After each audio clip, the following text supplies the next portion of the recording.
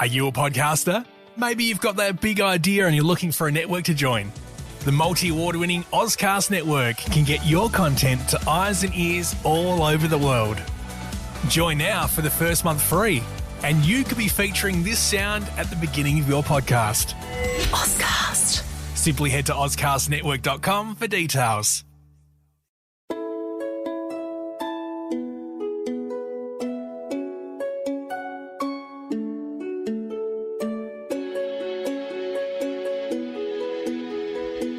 Welcome to Hong Kong Confidential. I'm Jules Hannaford and I'm your host. I'm an Australian woman and I've been living in Hong Kong for many years.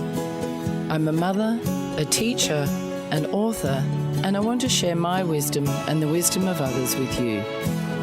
Thanks for joining me, and I hope you enjoy the show.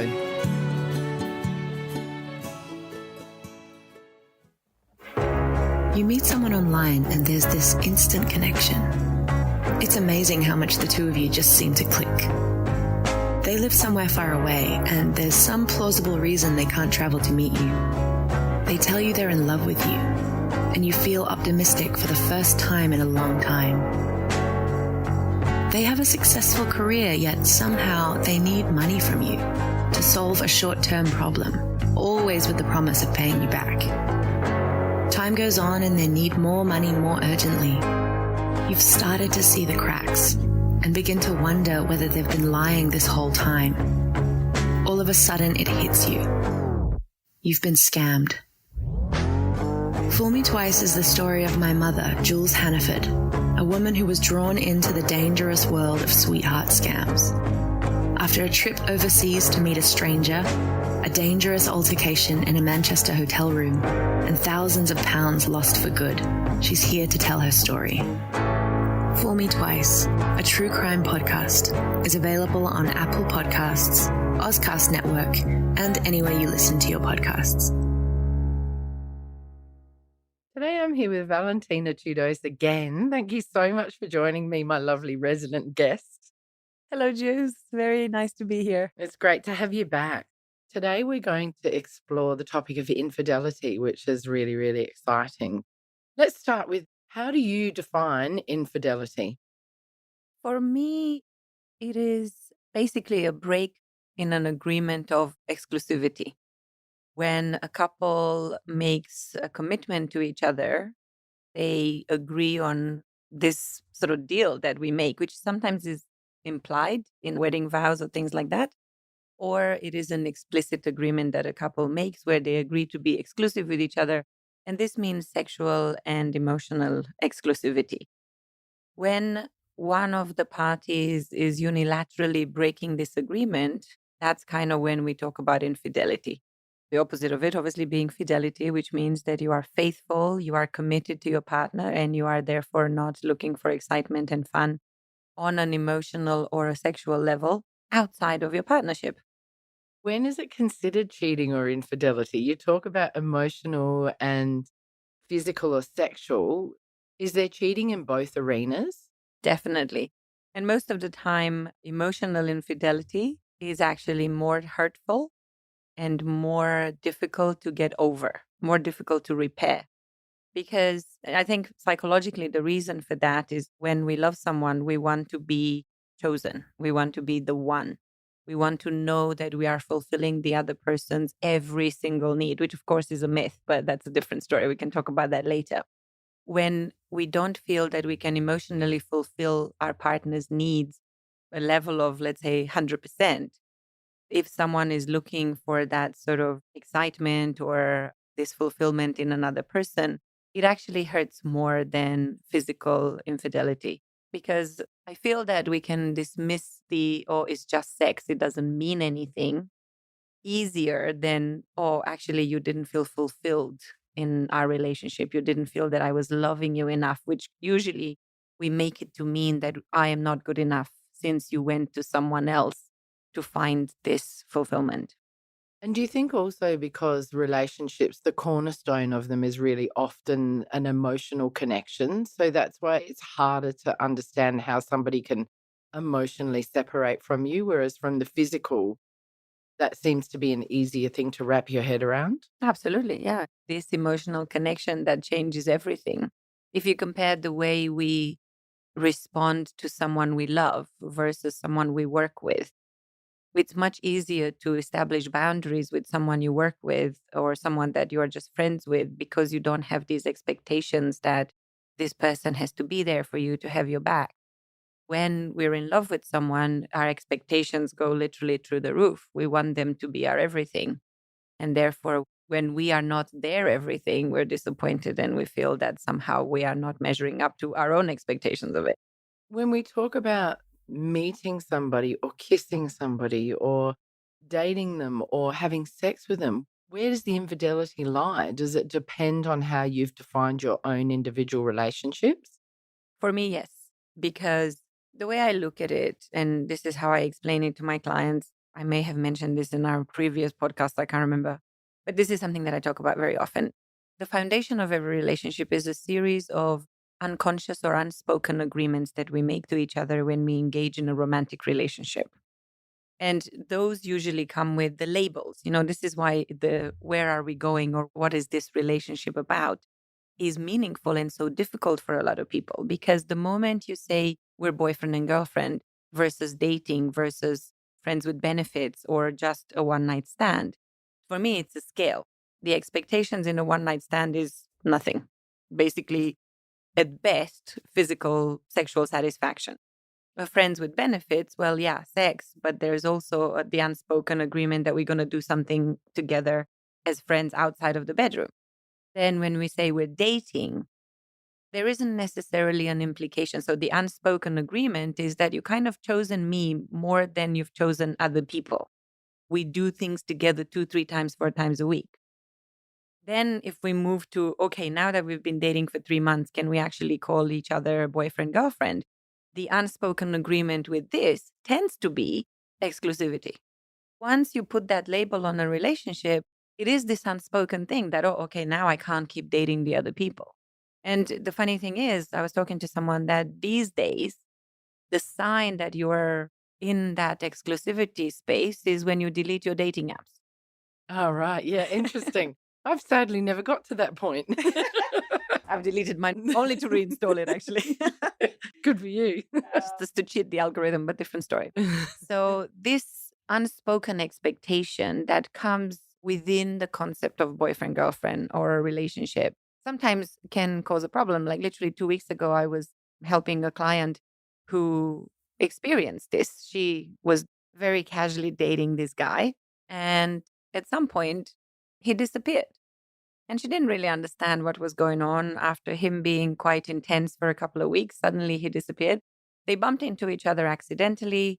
And then he said to her, well, my friend saw you on Bumble. So I assumed that we were dating. And therefore, because you were still on Bumble and my friend told me about it, well, that's not what I thought. So actually, his feelings were hurt by an assumption that he made.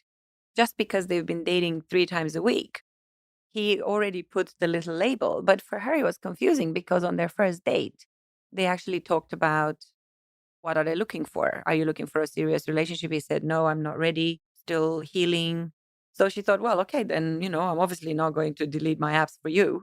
But yeah, this can actually hurt a lot of people. So going back to the assumptions and the contracts or, the unspoken agreements, once we get into a more committed relationship, a more explicitly committed relationship, like when we propose to someone or when we get married, of course, in the wedding vows, we say, I'll choose you over anyone else and it will just be you and nobody else. I don't know. I don't even know exactly the classic wedding vows, but something to that gist, right? With that, I mean, in most wedding vows, they explicitly say, I choose you in sickness and health, and all that stuff. That is a vow. That is a promise that we make to that person. So when you make that promise and then one party decides, oh, yeah, I know I said all that, but, scratch that. I'm just going to go and have a little fun because whatever. That's when it's cheating because you're breaking that agreement. If you talk to your partner and you say, hey, maybe I have some needs that cannot be met. There are people who are asexual, for example, who don't enjoy sex. Is it okay So this is an interesting moral question, right? If you're the person who is not enjoying sex or who has maybe like a physical reason why they cannot have sex, there's people with vaginismus, there's people who simply hurt when they have sex. Is it okay to hold your partner in that agreement that you made that you will not have sex with someone else just because you don't like it? It is a very interesting moral dilemma for a lot of people because sex is the relationship glue for me. And in order for you to create emotional and intellectual intimacy, actually, the sexual intimacy is very important. Plus, it's a biological need like eating. Would you make your partner starve just because you're on a diet? Some people do. But just because you cannot physically enjoy the act of sex, is it okay to stop your partner from having it or to condemn them to a life of self pleasure? Really good question. It is a sort of ethical and moral debate, isn't it? And I think a lot of what you have referred to really comes down to people having to communicate in their relationships and work out what the expectations are and what the agreement is. Absolutely. And the more explicit your relationship agreements are, the less likely to have these feelings of broken heart over an infidelity. Infidelity hurts because you've made an assumption. And I always say, if you want to have no disappointments in life, you really need to check your expectations against reality all the time. And just a simple example with the dating app accident, when someone saw what they thought was a serious partner on dating apps, he made the assumption that something happened. His expectations didn't meet reality. He got disappointed and hurt. For me, I advocate this concept of radical honesty in a relationship. And it's the hardest thing to learn, actually, because with people we love, the stakes are the highest. The stakes of revealing our true self. It's this really weird conflict we have because, on the one hand, the reason we want a partner is that we are seen, like properly seen for who we really are. But because we are afraid if they truly see us for who we really are, they may not like us and reject us. This creates this huge conflict, internal conflict that we have, which makes a lot of people emotionally distant because we are afraid to open up, even though we want our partner to see us for who we really are. Because they're so important to us and because we don't want them to reject us, we don't show our true self to them. When it comes to sexual desire, just because you make a commitment to someone, it doesn't mean that you will never desire someone else. It doesn't mean that you will not experience chemistry with someone else. And that is because we are biologically designed to have a lot of partners. We are not designed to be monogamous. We are maybe designed to be serial monogamists, as Esther Perel puts it, in the sense that we choose to have one partner at a time. But that's more of a social thing. Actually, it's not really biological how it was meant to be. It's kind of like, I don't want to share you with anyone else. Yeah, it is. It's like a control or a jealousy. Like, there's a lot of emotions tied up with Exactly. having a monogamous relationship, isn't there? For me, I even talk about this in my TED Talk. It's about feeling safe. It's about having someone who has our back, someone who we know loves and accepts us and will not betray us, will not leave us out in the cold. It goes back to the plains of Africa when we were living in the wild. I always tell this story, probably bore everybody with it, but I think it's true. Like, if you think about it, we are actually not capable of living on our own, because if you take someone, even the person we are today, and we put someone in the jungle where there's a lot of danger, we cannot really defend ourselves from tigers, lions, and saber-toothed, whatever they were. I remember. Tigers, right? We cannot, because we don't have teeth, we don't have nails, we don't have anything.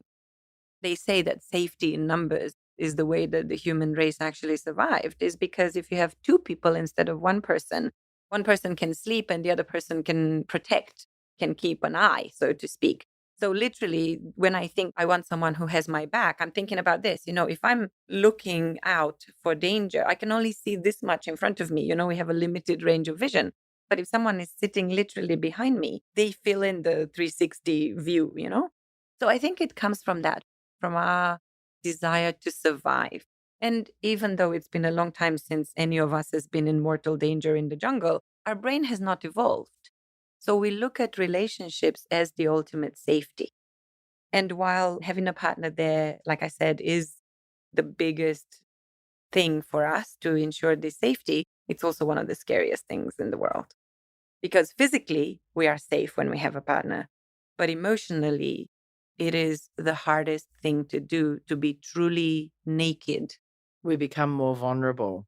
To be truly naked spiritually and emotionally, to truly say to this person, I have a dark side.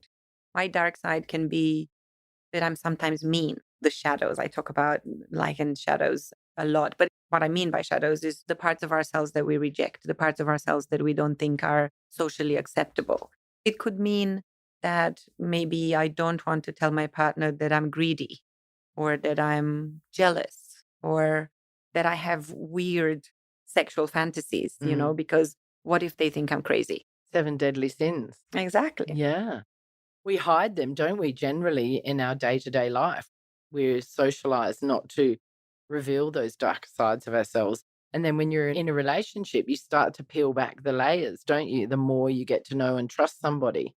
And then it's like, where do you draw your own personal line to how much you share? Exactly. And to me, this goes back to the idea of self-love and self-acceptance. Because beyond the 7 deadly sins, we've actually got a very, very, very long list of things we don't like about ourselves. And we don't want to show those parts, right? Yeah, whether it be your hairy toes or whatever. It could Exactly. be physical or internal things. Exactly. But it could be, it could be that you're a little crazy sometimes, or that Yeah. you're just an angry person, or that you enjoy a little extra thing on the side sometimes. I don't mean another person, but just, I don't know, you have these little secret addictions to cupcakes or something, and you don't want your partner. No, many people are hiding their smoking from their partners. Obviously, people amount they could take drink, drugs yeah. and that sort of stuff, right? So this is the fear that we have, that if we are, as much as we want to be truly seen, we're also afraid that if someone, this is one of the most common limiting beliefs that I see with people. If you truly knew me, you would not like me. This is one of the fundamental programs that we have. Yeah, that's so interesting. And we did a podcast on limiting beliefs. I think it's back in like the early 100s. If people want to go back and check it out. Yeah. But it's called Limiting Beliefs. And that's such an interesting podcast because I really didn't know how much those negative beliefs about yourself can impact relationships. And I wonder how much that's actually linked to infidelity. Like if you have these limiting beliefs or you don't have a great self-esteem or you don't feel so good about yourself, do you need to then seek affirmation outside of your relationship? Well, things brings us to exactly how I feel. The reason I feel that infidelity is a huge opportunity for self-development and self-discovery in a relationship. And the reason I say that, I know a lot of people will go, what? Are you endorsing infidelity or something? I don't endorse infidelity, of course not. I think in the context of an explicit agreement of commitment and exclusivity, it's obviously not the right thing to do. I'm not here to judge, but it's not you keeping your word, right? But when it comes to you being caught up in a situation like this, for me, it's always that whole story that we talked about before, whether you approach a situation from the perspective of being the victim, someone who is helpless, who things happen to, or from the hero or the victor perspective, which is the person who looks at that experience and thinks, what is this supposed to teach me? What is the lesson here? What can I do about it? What do you think some of the lessons are that infidelity might teach us in a relationship? Well, a lot of people, in my experience as a coach, believe that infidelity happens when things are missing in the relationship, where, we make it to mean that it's somehow our fault that the relationship didn't work out, which is one of the most damaging parts of it, because the meaning that we make, the story that we tell ourselves, it is, oh, my husband went to have an affair because obviously I wasn't good enough, that there was something wrong with me, that I'm not made for this, that I am not lovable. So the limiting beliefs, because they are a big part of this story, are bringing us down. If you take that view, in my opinion, you take the victim perspective. You say, well, there's nothing I could do. I tried my best, but I'm obviously not good enough. So what can I do? It's out of my control. I'm just a victim. There's nothing I can do. But if you think about it from the other perspective, I feel that the opportunity in infidelity is for you to, first of all, understand that maybe infidelity is not about you, actually. Because There is this very beautiful quote from Marcel Proust that I always think of in this situation. And Proust says, a voyage of discovery is not always about going new places, but it's about looking with different eyes, seeing with different eyes. Oh, that's great. Yeah, that really is very profound, really. It is. And Yeah. it tells me that very often in a relationship, we get stuck in a certain role because we believe that our partner likes certain things about us. We only allow that part of ourselves to shine, to come out, to be expressed. But there's so many other parts of us which very often we restrict, we limit, we reject, we put aside. We say, no, I cannot be adventurous sexually with my partner. I have this lots from my clients. It's like, oh, my wife or my husband is not interested in sexploration. They're not interested in. Oh, that's such a cool word. I love it. Yeah. But it's a great word, right? Yeah. Because people are not necessarily very well matched when it comes to their desire for adventure and exploration, whether it is in the sexual space or in other spaces, then you have to make a choice. Like, okay, am I going to bring down my desires and my interest in exploring different areas of sexuality because my partner is not into that? Which means that I'm actually almost like breaking this part of my body. Actually, I had one client who came to me and she was saying, I'm a little bit bored. We talked about open relationships before. And she says, I really wish I could just stop this part of myself who is yearning for more, for like more interesting, more spice in the bedroom. And I said, okay, well, if you did that, how would that feel? Like imagine, project yourself just thinking husband, husband, husband, whatever is happening in your bedroom right now, this is it. That's the best you can get. Think of yourself in 10 years' time. And she said, oh my God, it feels like I'm just numb. This is, to me, the metaphor is like, okay, if you had to close down that part of you, is like cutting off your right arm and saying, yeah, it's okay, I can manage with one arm. Lots of people do it. But is it how you want to live your life, you know? So when it comes to this inequality or imbalance between two people, the person can make the choice to cut their arm off, or they can say, well, if this partner is not interested in sexploration, do I feel safe enough in my relationship to mention to my partner that I know we made a commitment, I know we made this agreement. However, this is my truth. I want to explore more. Are you willing to go with me on this journey or not? And if the partner says no, we come back to the moral dilemma that I said before. Is it our right as committed partners to limit the development of that person or the manifestation of a person's multiple sides of their personality? Or is it more loving to say, well, if I can't give you that, your happiness is my biggest priority, even if it's not with me? But what about the argument that you're really going to be very, very lucky to find somebody who has exactly the same libido and the same sexual desires and the same kind of interest in exploration that you do? Like most relationships are going to have some form of imbalance, aren't they? True. And that is, to me, the social programming. It's a myth that you're going to find your perfect partner. Yeah, nobody's perfect, are they? Yeah. But if they were perfect, which means that if you and your partner were exactly the same, it would become boring really, really quickly. Because again, what we're looking for in a relationship is maybe 80% sameness, which means similar interests, similar vision. Yes, we have lots of things in common. Yes, we have the same, I don't know, libido, although that's rare, or the same interest in things. But then we also are looking for a significant amount of, I can't remember his name, but it's quoted in Esther Perel's book, State of Affairs, called otherness, which means mystery and discovery and things. Because, you know, I wouldn't want to date myself. You're bored with yourself. I'm a wonderful person, but if I dated someone who's exactly like me, there would be no discovery. Yeah, absolutely. And desire, sexual desire, actually resides in that balance between familiarity and mystery. And that's why infidelity occurs, because people are seeking that desire, and that desire can be lost in a relationship, but it doesn't have to be. Is that right? Exactly. How can you keep that desire in your relationship? Growing together as opposed to growing apart, you know, because for me, I think I mentioned this before, relationships are people growing machines. Sounds weird, but the reason we are in relationships is because the people that we are with reflect back to us parts of ourselves that we have not discovered with other people. That's an interesting concept. Let's do an exercise. Imagine that every person in your life Like if you close your eyes right now and imagine yourself in a room, and imagine that you're surrounded by mirrors. And in each mirror is the reflection of someone in your life, a particular person, your mother, your father, your first boyfriend, your daughter, and so on.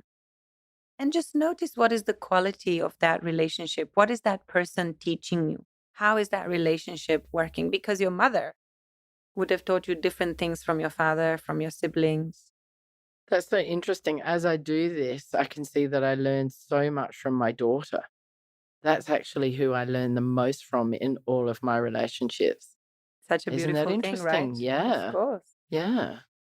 The point of this exercise is to make you see that each person comes into your life to teach you a particular lesson.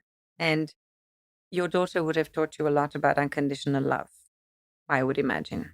Yes, but that's almost innate. That's not something that you really learn as a parent. It's almost just there. I think she's taught me more about using my skills and taking risks and being brave and being proud of who I am and using my brain cells more and things like that. She's Challenging you to grow. challenging me to grow. Exactly. And that's the thing. The Yeah. people who are meaningful in our life are the ones who challenge us to grow, who push our boundaries. And self-acceptance as well. Absolutely. Mm. You have a romantic partner, or in any relationship, actually, the relationship stagnates when there's no more growth. When you start assuming that you know everything about each other and that you are just, let's say, this taking each other for granted phase usually comes up right after the romance and the power struggle phase in a relationship. And then you kind of go, okay, I know you. Now you're familiar enough to me that I don't have to pay attention or listen or notice what's happening with you. But the reality is we grow every single day. The person that you are today is not the person that you were 6 months ago or a year ago or 10 years ago. So if you are in a partnership for 2, 3, 5, 6, 7, 10, whatever years, you are never the same person. But the question is, are you growing together? Are you still paying attention to each other? Are you still exploring things together? Are you identifying this transition that your partner is going through? And are you joining them on their journey? Or are you saying, well, now you like this and I'm not on board with that. I'm not going to go into volunteering, let's say, right? I'm just going to go off and buy myself a motorbike and I'm going to stay in my garage and fix bikes and you can do your volunteering. That's not exactly growing together. Yes, there's growth, but it's growing apart. So a lot of infidelity situations happen at that point where you believe that you know everything. You no longer listen to each other. You no longer pay attention. You no longer see each other. You become disconnected from each other. So then, because one, there is this part missing, the part where you no longer are in a lover's bubble, as I call it. You no longer explore together. You've kind of stopped this journey. You become complacent. Exactly. Taking each Yeah. other for granted, right? Yeah. So then the options are, okay, well, I can choose to be numb like this, not to have any satisfaction. I can choose not to have a conversation, not to be heard, not to feel like anybody cares about me. Or the natural desire is to go and meet someone else, or it just happens. And I think it's important for us to point out that not all relationships get to that point. Many of them can continue to thrive and grow and be exciting and just flourish. And also, I think it's also important to point out that infidelity is not always down to that dynamic of the relationship, is it? It also can be just that person is not happy within themselves, or something has changed, which has shifted them, and then they're seeking something personally, which has sometimes nothing to do with their partner. Is that true too? That's exactly the opportunity that I was talking about. So it's not always about the partner. In fact, most of the time is not. There is a superficial layer in every relationship that you can make the meaning that, oh, it's because my partner or I haven't been good enough. But most of the times, the quote from Marcel Proust, to me, it's also actually a quote from Esther Perel from this book, The State of Affairs, which I highly, highly recommend to anyone who's been in an infidelity situation. She says something like, when we stray, when we seek excitement somewhere else, it's not always because we want to be with someone else, but because we want to become someone else. That's what I was trying to say. Good old Esther Perel. Yes, that's right. It's when you're seeking something else internally and that you're not happy in your own skin, job, life, mental health, whatever it is. when the parts of your personality that are being expressed in that relationship are no longer enough and you want to explore different things. And you need other mirrors, going back to the mirror metaphor. In one relationship, we have a certain amount of parts of us that are being seen. Okay, this, and this, and this. But to be the adventurous, to be the crazy, to be the player, to be whatever, we actually need other people who we don't have such high stakes with. So, whichever side of infidelity you happen to be sitting, the perpetrator or the victim, shall we say, there are lessons in both those experiences. So, the opportunity, how I mentioned earlier, how being the victor or the hero asks himself or herself, what is the lesson that I can learn from this? And if you are the perpetrator, the opportunity here is to think, okay, which parts of me I wasn't able to express or allow to come to light in my first relationship because of fears, because of limiting beliefs, because of social programming and all that stuff. There are all these different layers that stop us, all these barriers. But if you want to understand why that happened, because a lot of people cheat and then they go, how can I be so stupid? I have the most amazing person at home and I don't understand how I could be so stupid because the programming that we're not supposed to cheat is so deep. And I've had this situation many times with clients. Like, I don't understand. I hate myself for this, but I just couldn't stop myself. And the couldn't stop myself is this unstoppable desire to grow that we have, and if we don't allow it, the universe gives it to us. Sometimes in a person that comes into our life just to push us into this new stage of development where we are forced to explore parts of ourselves that we don't want to see, or maybe we stop ourselves from seeing. If we took an ideal case scenario, our partners should be the ones that we reveal ourselves to in all our glory, with our shadows and our light. But we don't, because there's so much fear. So what do? If I go and have an affair with someone else, I can be whoever I want in that relationship. So if I was, let's say, always the good girl, always the person who followed the rules and did things the right way, and I got married with the people that my parents told me, the person who my parents chose for me, I have a lot of these situations, and I did this and I did that. So basically, I did everything by the book, how I was supposed to. But then there's a part of me who never played, who never followed my own instincts, my own desires. I always did what other people wanted me to do, but I've never been myself. So the easiest way to solve this problem, although it's actually very complicated, the consequences are complicated. The simple thing is I might fall in love with someone who brings out this kind of teenage kind of fantasy or something that I would never be able to express to my husband, for example. And this happens a lot of times. So many people are trapped into these fake prison that they've created for themselves, which is made of shoulds. You know how I hate the word should. This narrow space that was chosen or we chose to be in because of society. So when something like this happens, when we fall in love with someone that literally shows us parts of ourselves that we have never allowed ourselves to see, this is why affairs are so exhilarating. This is why they have such huge appeal. This is why 95% of people would say, yeah, if that happened to me, I would do it. Not just the desire and the excitement and the risk taking, but it's the fact that you are seeing something else in yourself and it's an opportunity for growth. That is the opportunity, but you have to be quite conscious about it, right? Of course, a lot of people don't know why they're doing it. It's this unstoppable thing. It just happened. And I hated myself every moment of every day I had this affair. I hear this a lot, right? So people come and say, oh, I've had this affair. I hate myself. This is going against everything that I ever believed in. I cannot believe I am this situation that I'm cheating on my partner. I just can't stop myself. And it's not always about love either, is it? Sometimes it's just about sex or taking a risk or... For me, it's about expressing those shadows. It's about being someone else. It's about having an opportunity to escape from your prison. Because sometimes the way we express our personality in a relationship can be very narrow. Like, oh, I'm this guy's wife or I'm a mother. Before I came here, I had this distress call with a client who has been literally trapped in a relationship for 16 years. And the only thing she likes about herself is that she's a mother. Nothing else. comes down to identity as well, doesn't it? Absolutely. Yeah, that's Absolutely. interesting. The opportunity that I see in infidelity is for self growth, for you to say, because we choose only to see one part of ourselves with one partner. If we have another partner that the universe gives us, we can see how we behave differently. If I was a very submissive woman in one relationship, for example, maybe I'll meet someone else who just brings out the beast in me. Like a chance to reinvent yourself. It's a chance to feel and to allow the other parts of me to come out. It's literally a game of hide and seek. Are there clear markers that are indicators that somebody is having an affair when you're in a relationship? Are there things that people can look for, or does it just vary from relationship to relationship?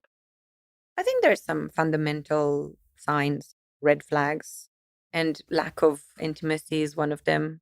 I'm not talking about, oh, if someone doesn't sleep with you for 4 weeks, it means they're cheating. That's not true. It's basically extended periods of lack of connection. For me, that is the first thing. Because, yeah, you can expect that, oh, we're just not talking, or the cold shoulder, the silent treatment. This kind of stuff can be the triggers that push a person over the edge. But if the infidelity is caused by needs not being met in that relationship, the need for affection, the need for appreciation, the need for physical touch. If you think love languages, we talked about this before, right? If your partner isn't showing you appreciation or you don't feel loved, that is an unmet need. So because of that unmet need, that is one of the reasons why people go outside to have those needs met, because they are our needs. We cannot choose, oh, I don't need to need this. I don't want to need this, but we do. Whether we want it or not, we want affection. We want appreciation. We want to feel loved. We want to feel prioritized. So when these needs are not met, typically, most people, depending on how strong our value system is and how comfortable we are with breaking some rules, we go and find someone else to satisfy those needs. When the reason why a person is cheating is because they're looking for themselves, is again because their partner has not noticed that they've grown. So again, it's a consequence of lack of intimacy. You haven't had a conversation with your partner about who they are as opposed to what they do every day for a long time. You might want to ask yourself, am I actually opening the door? Am I manifesting infidelity? If somebody listening to this podcast is feeling like they want to step outside their relationship, they're not feeling comfortable or satisfied, what advice would you give them to kind of reignite their relationship and bring back the excitement and the desire for them within the relationship that they're in? Well, first of all, this person needs to understand where this desire is coming from. Is it because there are parts of them that they are not feeling comfortable to express in this relationship? And the reason why they're not comfortable to express that. So, what are the shoulds that they have created in their mind? What is the box that they have created? Because this is really our desire to jump out of our comfort zone, right? Marriage tends to be a comfort zone. The first thing is like this, okay, if I feel uncomfortable in my little glass ball and I want to jump to another one, what is making me uncomfortable here? What can I not express here? Basically, this is self-knowledge and self-discovery. If I know myself, if I know what I'm looking for, then I can choose to first, within that commitment agreement that you make with your partner, you say, I will tell you the truth, right? You will be my first port of call if I have any issues in my life. So naturally, if there is love in that relationship, I would imagine that a person would, if you have radical honesty, of course, that you would first go to your partner and say, hey, I've noticed that I want to explore different things. As I get older, as I mature, I'm kind of feeling that there's a need for me to expand. And this is a path that I would like to explore. Are you with me? Is that okay with you? Can we try it together? Most of the time, we're afraid to say that because we think, oh, my partner is going to reject me, is going to think I'm crazy. What am I thinking? I'm a middle-aged woman. I don't do that stuff anymore, as I've heard before. And then you're actually expressing yourself. You're radically honest. You're communicating to your partner how you're feeling. And yes, there is a chance that they might say you're crazy. But think about the opportunity that they would say, damn, I've been thinking about the same. Because if you already have a relationship with someone that you love, it's going to be much harder to go outside knowing that you're cheating. And it's going to be a much more exciting journey to start something together. This is the opportunity for growth individually and with the other partner. And if you have a mature partner who is willing to listen, because in that moment, that's a huge moment of vulnerability, right? I open my heart to you. I tell you my deepest, darkest secrets. When I do that, I'm inviting you to do the same. Yes, you could judge me, but the fact that I know you could judge me and I trust that you won't, because this is what love is. Trust that I can show you my heart and you're not going to crush it. Then I'm opening the door for you to say, actually, you know what? That's not really my thing, but how about we try? I was thinking this. And if those two avenues that each partner wants to follow can converge at some point, there is an opportunity to spark a lot of growth, a lot of exploration, a lot of sexploration if it is about sex. And if they decide that, no, that's not really what I'm into, then still having a conversation can say, okay, well, what are we going to do? Are we going to decide to block this part of ourselves and live unhappily for the rest of our life, unhappily ever after? Or can we be mature enough and trust each other enough that maybe we can have the freedom to go and explore those things with someone else? And then we're talking about open relationships, aren't we? Which we also have a podcast on. Exactly. What have we I don't talked know where about? that's in the 80s. I don't know. That's called open relationships. But yeah, that's what we're saying. Exactly. There are multiple avenues of dealing with that. And it could be, like Proust says, you don't have to go outside of your relationship to have happiness, but you need to change your perspective. You need to be open to say, okay, we've always done it this way, but maybe there's an opportunity. And, an open relationship doesn't have to mean, as we talked about before, that each of you has different partners. It could be that maybe you explore things together, which again brings you closer together if you can manage jealousy and all that complicated stories. I'm not going to go into the details. But what I'm saying is that we look at life usually in a binary mindset, like it's A or B, it's black or white. And it's true that the universe is duality. But I also believe that there are multiple shades of gray, 50 or more. I don't know. I haven't counted. But since we're talking infidelity. Yeah. See, the beauty in the title of that book is that actually there are so many aspects of us. And that's what, to me, that means. 50 Shades of Grey means that, yes, you could be black or white, and you could say, I only choose you like this, or I only choose you like this. Or true love is embracing you in all this grayness in the middle. And going through the ups and the downs together. And really, communication is one of the keys in everything that we're talking about. It really is a very important part. Why do you think that there's so much shame and guilt associated with infidelity? And the fact that we're conditioned socially to not do it, and that the social ideal is monogamy or marriage or partnerships? Did I talk to you about this? I can't remember. But the whole idea of why marriage and exclusivity was created. So this is from one of the books of Dr. Helen Fisher, who's an anthropologist who studies love and all that stuff. And she talks about the origins of marriage is actually greed. Oh, because you can double your wealth and your assets and things like that. If you think about it, right? Again, primitive times, blah, blah, blah. Our brain still thinks we're in primitive times, we're not really fully evolved to this where we are today. But think about it. As humans, our primary biological commandment is perpetuate the species, right? And of course, as individuals, as much as we are part of a broader organism that is our species, each individual wants their genes to move on to the next level. Procreation, yeah. Exactly, right? And we know from genetics that the strongest genes are the ones that survive. Let's say in the primitive times, it was kind of a free-for-all sort of thing. Anybody could get with anybody and get everybody pregnant, and everyone was happy. And actually, in matriarchal societies, women took care of the children in their female communities, and men were just used as studs. Come and do the job here, right? But at some point, when the world moved into patriarchal social models, the strongest guy in the city, the one who had the biggest, basically when agriculture started, right? When we moved from being hunters and gatherers to being whatever, settled down. The guy who was the richest guy with the biggest piece of land and stuff, and with the most cows or whatever he had, he was like, well, if I'm having babies with this woman, but then she can also have sex with 5 other guys, I don't know if it's my kids who are going to inherit my cows and my land.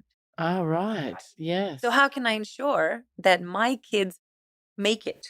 Oh, so it's about lineage. It is about lineage, Oh, right? that's so It's about interesting. Yeah. genes Yeah, being passing on your genetics and also and your your wealth, wealth. Yeah. right? Okay, So interesting. this is how men have created a world in which the woman is not allowed to have sex with multiple partners, but they can. Because think about it, from the dark ages, it's always been okay for men to go and spread their seeds, right? Think about this crazy dichotomy, this gender inequality in our world, that if a man has multiple sex partners, He's a everyone high stud. fives Yeah. him and alpha male, go get them, tiger, la la la. Yeah, studs. If a woman is even seen to have more than one partner, she's automatically branded a slut. Yeah. It's interesting, isn't it? There's a social inequality in the way that it's presented. And to me, it comes back to that. Yeah. This is fear Yeah. that you're not going to be the one who passes on your genes to other people. Then we live in this model in which the woman can only have one partner. It's true that we only produce one egg a month and men produce, I don't know how many sperm during their, Millions. whatever. Yeah. Even if you think about it that way, men Even biologically, they yeah. are programmed to do that. And we're programmed for monogamy, actually. Yeah, that's an interesting concept as well that I haven't thought about, but you're right. They always say that when men are the ones that cheat more, which is not actually true in Oh, today's is world. it not? It's not just men who want to have multiple partners, although they are biologically programmed, but a lot of women I are thought, open to that. oh, sure, I understand that women do as well, but I thought that we had the statistics, it would be more men than women that do it. Well, there is a difference in reason why. So a man usually cheats. For a man, you know how we say sex is sex, right? So a man often cheats just because of this biological imperative to spread his seed as much as it can. For a woman, it's because she's not feeling safe in that relationship. So when a woman cheats, it's usually much more related to emotional connection than the need to have sex for the sake of sex, which is why for women, there is no such thing as no strings attached sex. If you have sex with a man, you're bonded with him chemically. We talked about Yeah, oxytocin and oxytocin, yeah, dopamine and I and all think that I think I stuff. said women have sex to get love and men love to get sex. Exactly. This is exactly it. You remember your Yeah, codes very well, and you're yeah. right. That's it, right? Infidelity is also gender biased in the sense that when a woman cheats, she's actually usually doing it because some of her affection needs are not met in the relationship. So she's looking for someone to fulfill that need, but also because often our identity as a woman is very much created by social programming because we've been put in this box. It's like you're a slut if you go out. As women, we have bigger barriers to overcome towards exploring non committed relationships. It's harder for us to do it. It doesn't mean the desire isn't there. From biologically, both sexes, both genders have the same thing. But because of social programming that says, oh, but if I sleep with someone else, if I kiss someone else, if I flirt with someone else, everyone will think I'm a slut. Yeah, it's so sad really, isn't it? It It's is really sad. sad. I think we should embrace our inner sluts. I think I'm past that. I'm too tired. I just want to watch Netflix. But I think what's interesting is that you've said already that having an affair can be an opportunity for growth.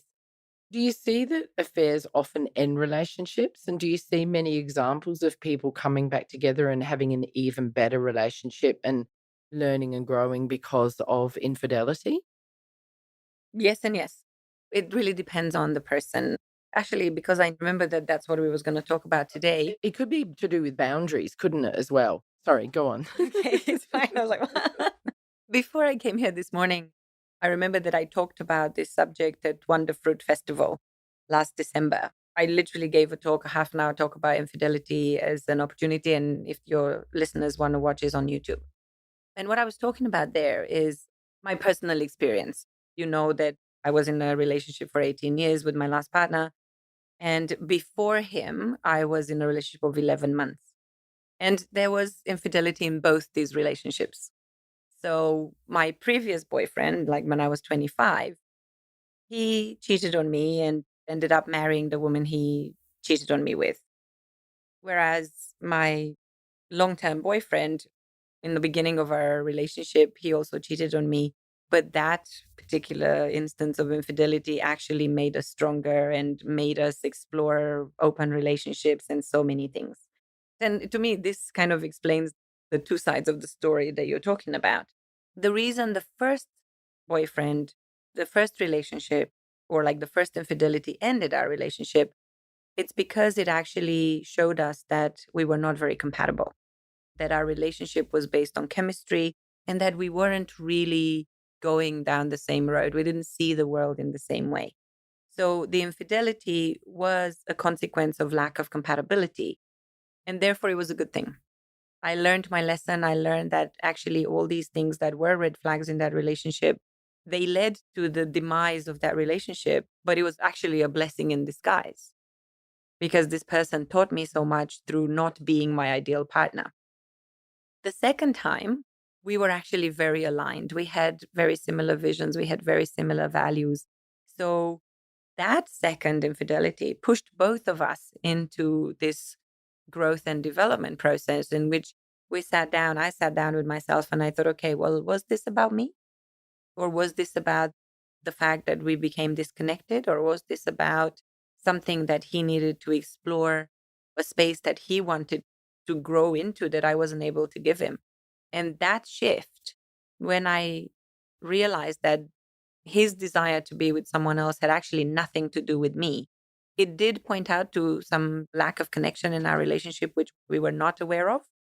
Because when you grow disconnected, you are disconnecting more and more every day. And it's not like you're cutting it with a sword. Slowly, isn't it? It's slow, and then you just get used to it and you don't realize until it's too late. And then that's basically the slap in the face. The infidelity is the slap in the face that showed It's us. the reality check, isn't it? That things aren't going I called it in the talk, I called it a hard, cold dose of reality, because that's what it is. It slaps you in the face. You go, wait, actually, we haven't really sat down with each other. We haven't really connected for a while. So then, because that need for connection was not met, he had this situation. And then I was like, okay, well, obviously we can do something about it. We can spend more time together. We can fill that gap. We can start refilling each other's cups with affection and attention and love and all that stuff, spend time together, which we didn't do because he was traveling a lot. So that was step number one. But then it also pushed us to go deeper and said, what do I really want from this relationship? What is a new vision for us? What is possible for us as people? Because we are compatible, because our values and our visions are similar, the foundation is good. So you reframed your relationship several times over. Right. Because I've cheated and there's been a lot of things. Watch my TED Talk. It's there. Yeah. I'm not going to waste anybody's time with that, but it's in the TED Talk and it's in the talk from Wonderfruit. So if you are very compatible with each other, if you are very aligned, it doesn't have to be the end at all. It can be the beginning of a more beautiful, a more intense relationship, because you are rediscovering yourselves and the other person. So it's like a new beginning. Do you think that there's more of a problem if an affair happens early in a committed relationship compared to in a fairly longer relationship? Do you think it makes any difference? I haven't thought about it that way. So the timing of it, I'm just trying to kind of go through all the stories in the quick progression to figure out. It probably doesn't matter, because I guess in some ways new relationships can be more evolved and deeper than some people who've been in relationships for a long, long time. But maybe there's more of a commitment if you've been in a relationship for a long, long time. So maybe you'll work harder to overcome these things. It just depends. It's massive generalization. I don't think the timing is an issue, or that the timing is a big factor. As I said, it's really more about unmet expectations and unfulfilled desires. And you can have very high expectations from the first 5 days of the relationship, and they can be completely in your head. The fantasy, basically, what I call an imagination ship. That's a cool word too. I love it. You're creating your own language here. No. It's actually a pretty common word. Oh, is it? Okay, great. But for me, an imagination ship is where we all start.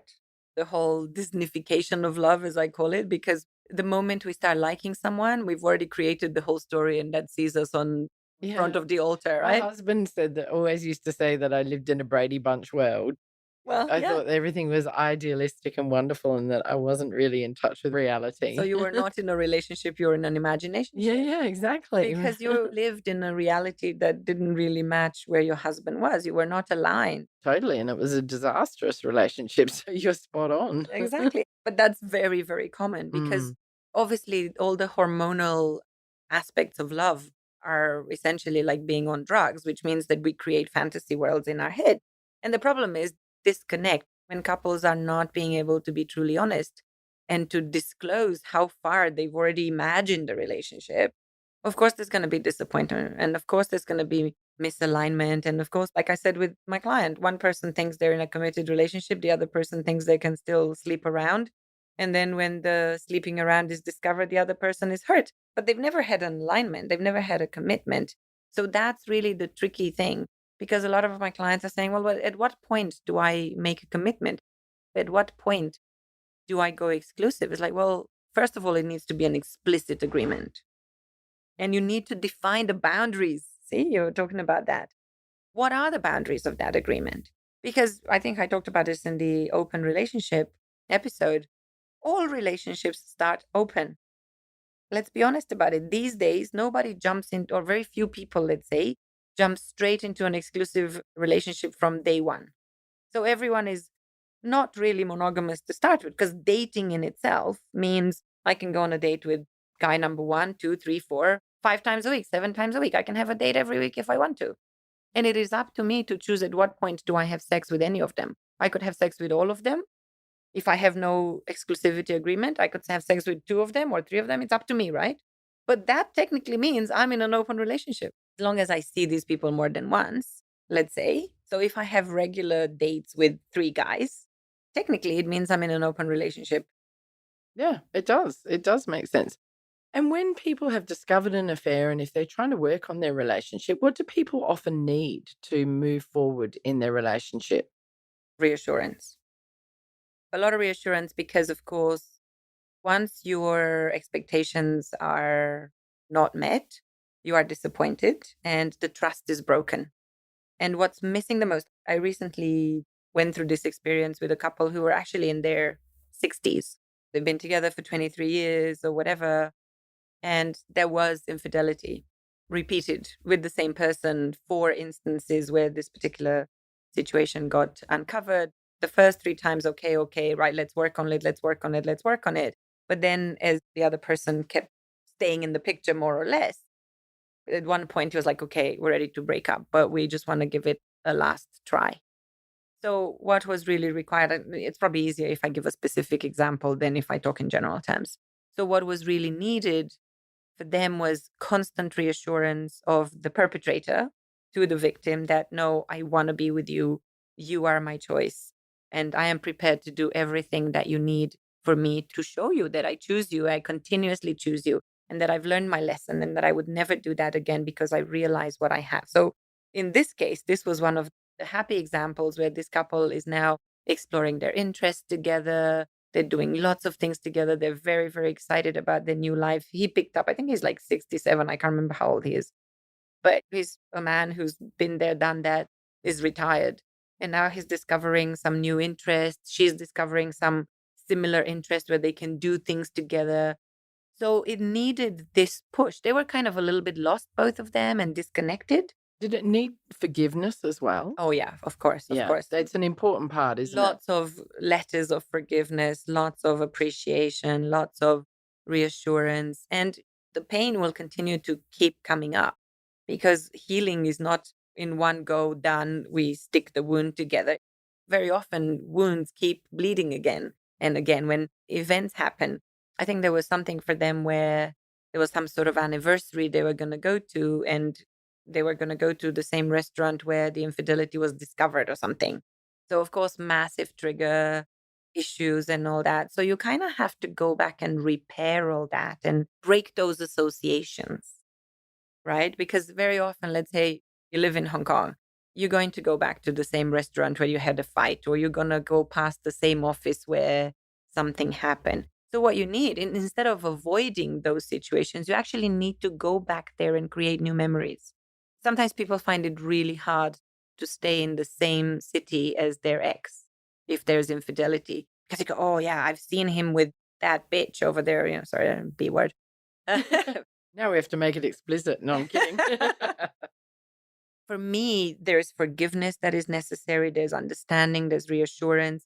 And there is this need to let go of the past, to let go of that hurt and to say, you know what, it's done, it's over.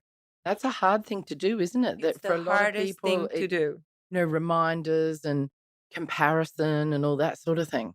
I was talking to one of my friends last week who was mentioning how her mom and her stepdad are angry with each other because the stepdad's wife from 35 years ago somehow did something. Can be entrenched in your psyche and it can be so hard to But for let me, go. it's like, wait, what? These people have not been together for 35 years and they still have angry. beef with each other? They Yes. still hate each So other? that's where forgiveness comes in and moving on, doesn't course. it? It Because really this does. is poison. This is poison.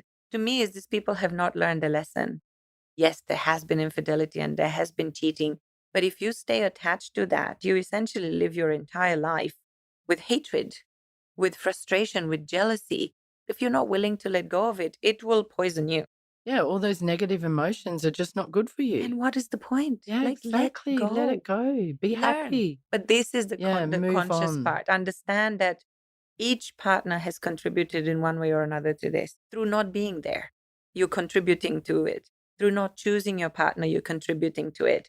Through not forgiving your partner, through not paying attention to your partner. When you do nothing, you still have a role. And you're talking about not contributing to the recovery, aren't you? Not to the affair. No, I'm talking about the origin of the affair. Some people say, oh, but I did nothing to drive him away. Yeah, but he also did nothing to bring him close. I mean, I think, when it's both parties involved, yes, that makes sense. Well, like I said, relationships are, for me, mirrors of each other. So the way I talk to people about this energy-wise, right? Every exchange that we have with people around it is an energy exchange. And if you want to visualize it, I visualize it as an infinity sign, as a figure 8 of how whatever energy I give you, it comes to you, it passes through your body, it picks up your own energy, and then it comes back to me. And it's just literally an infinity of connection. But when we start taking each other for granted, what we do is we put barriers up and we no longer allow our partner's energy to pass through us. So we no longer contribute, we no longer feed this cycle. And when we do that, we're still contributing by cutting off the connection. No relationship ever breaks because one partner alone does something. All troubles in relationships actually are a consequence of an action and reaction or lack of reaction, which is also action. Okay, yeah, that does make sense. That really does make sense. I'm not saying that the victim in a situation is to blame, but if you are the victim of that situation, it is also helpful to understand, is there something that I should do differently, that I could do differently, that I can change? Because yes, the other person is trying to explore parts of their personality that cannot be shown here. And the way you are creating that possibility, you're opening that door, is by maybe being judgmental, maybe being not open. If you're giving your partner the feeling that if they came to you with their truth and you will reject them because they're telling you that truth, you are contributing to them looking for that solution elsewhere. That's interesting because it brings me to my last point, which is when I was researching for this interview, I read that Esther Perel says that affairs are about hurt, betrayal, longing, loss, and exploration. And that's really what you're just talking about. And that exploration then leads you to either reform or break apart. And it just depends on how that process goes. And sometimes an affair marks the end of a life experience. It basically means the end of a cycle. It can mean that you and your partner have learned everything you needed to learn from each other. And it's time for you to part ways. Job done, as I like to tell people. It's like, look, did this guy teach you something? Yes. Okay, so he's done his job. Do you feel you've learned a lesson? Yes. Okay, so let him go now. Move on. Now you need someone else to teach you your next lesson. But you need to be open to that. Because if you still stay attached to this guy, you're not allowing yourself to receive a new experience in your life. You have to be open to it from a personal perspective, but also to allow your partner to have an exploration of who they are. And again, we are facilitating each other's growth in a relationship. When you are in that mindset, when you feel that the lesson is not learned and that this partner still has a lot to offer, an affair can be that moment, the lightning strike that says, okay, let's sit down together and let's see what are we missing or what the potential is for us. And this is so beautiful to see when people who thought they were like never again, not happening, actually they realize that their future is very bright and that they can reinvent themselves and their relationship and they can be so happy together. I love it when that happens. Oh, that's amazing. Valentina, thank you so much for coming to talk to me today about infidelity. If my listeners want to get in touch with you for dating and relationship advice or coaching or hypnotherapy, how can they do that? Well, the easiest thing that has not changed for 7 years is my website, which is happyeverafter.asia, happy, not happily. I think since I can't remember when we did the last podcast, but I have changed my Instagram handle because I'm now working on a completely new program, which is about revealing your inner queen. So my new Instagram handle is The Real Queen Maker. This idea that every woman has a queen inside of her, which is that person able to control her destiny. So I'm working very much on creating this new program. Anyway, stay tuned. Yeah, and it's great. And we'll have to do a podcast about that. But if my listeners are interested, you do loads of Facebook Lives on this, don't you? How can they find you on Facebook? Every Tuesday night on my Facebook page, which is Valentina.Tudose 9, I think. I do a Facebook Live on all sorts of relationship and dating topics, whatever comes to mind, whatever my clients are presenting to me. Actually, from this week, I started a partnership with an intimate wellness brand, which is basically a sex toy company for women called Everest. And from this Sunday, I'm launching an Instagram program called Sexy Sundays, where I'm going to answer questions about sex and pleasure and intimacy. But this is on Instagram. The Real Queen Maker Instagram is where you want to catch that one. I also have a Facebook group. Find Your One True Love, it's called. I'll put all these links in the show notes. That's amazing. You're doing so much in this dating and relationship space. It's really wonderful. And thank you for being my longtime guest on this show. I always love having you here and it's just wonderful. My listeners out there, if you've really enjoyed this podcast and this is something that you would like to share with your friends and family, please do. If you can go to iTunes or Apple Podcasts to rate and review Hong Kong Confidential, that'd be amazing because that will help me go up the iTunes charts and it will help people find Valentina and her dating and relationship business. If you would like to sponsor me on Patreon, you can, for as little as $1 a month, hear Valentina's answers to her 4 secret questions, which we're going to do now. And you can also listen to the secret question answers from my last 30 or 40 guests. So go on over to patreon.com/Hong Kong Confidential and just spend $8 Hong Kong dollars a month to sponsor me, please. And that goes into all my production and editing costs. Valentina, thanks again. And I'm sure I'll see you again in Hong Kong Confidential very soon. I look forward to that, Jules. Thanks for having me. Hi, Confidants. I want to tell you about my Patreon page. I've joined Patreon in the hope of getting sponsorship for my Hong Kong Confidential podcast. Patreon is a great way for my listeners to get on board and sponsor me with monthly payments, and that goes towards my production costs and rewards for my members. If you're interested in checking out my Patreon page, please go to patreon.com and search up Jules Hannaford or Hong Kong Confidential. I would really appreciate you visiting my page.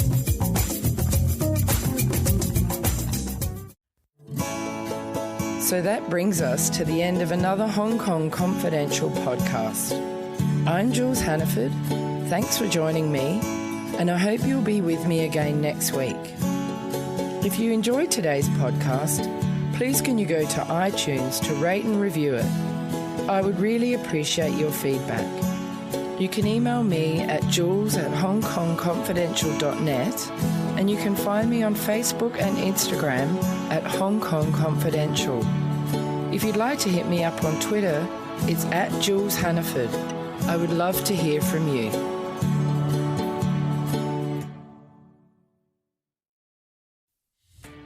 Are you a podcaster? Maybe you've got that big idea and you're looking for a network to join. The multi-award-winning Ozcast Network can get your content to eyes and ears all over the world. Join now for the first month free, and you could be featuring this sound at the beginning of your podcast. Ozcast. Simply head to ozcastnetwork.com for details.